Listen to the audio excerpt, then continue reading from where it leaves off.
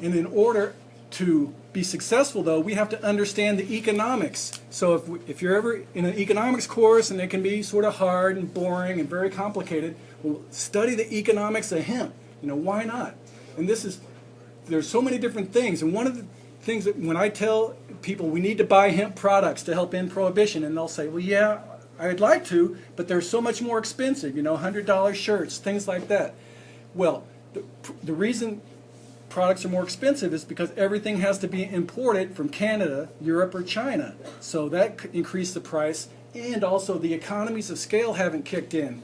When you consider that they're only growing like 20 or 30,000 acres of hemp in Canada, whereas they're growing like 200 million acres of corn, soy, wheat, and cotton. So the unit price for all of these products is much higher for hemp products. So until we're growing, a couple million acres of hemp, those prices are going to stay high. But we have to understand that.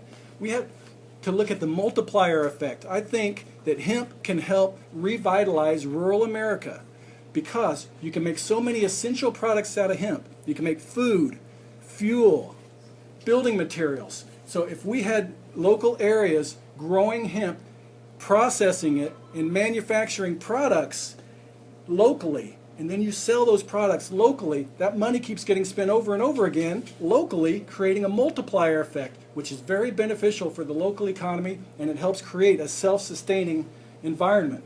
And there's a company north of Toronto, Hempola, that's doing just that. Their farmers are growing hemp, they're pressing the seed oil, they're turning the oil into diesel, and the seed cake into high-protein powder. And so they're making a lot of, they're really helping out a lot of different farms in one area. So that's a great thing. We need to understand that. We need more research in this area.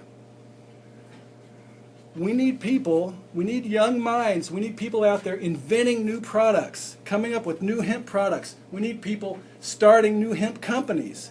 Now, if you ever wanted to get in on the ground floor of anything, hemp is it. The sky is the limit. And the hemp industry could be huge. If it really takes off, it could be huge. But it's going to be a long, hard slog, especially considering that you can't even grow hemp in America. So until that changes, it's going to be very difficult. But we still need people to invent products. Like this student out in California came up with an idea for a hemp plastic water bottle last year.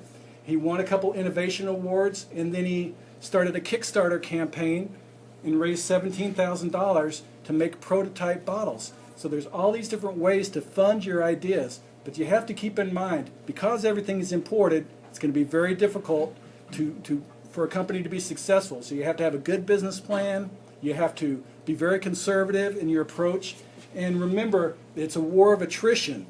And I've seen a lot of hemp companies come and go over the years, so it's like a battle, and the first ones over the hill a lot of times are the first casualties. So keep that in mind, that if you do start a company or invent a product, it's going to be very difficult, but come up with a good one and you could make your billion.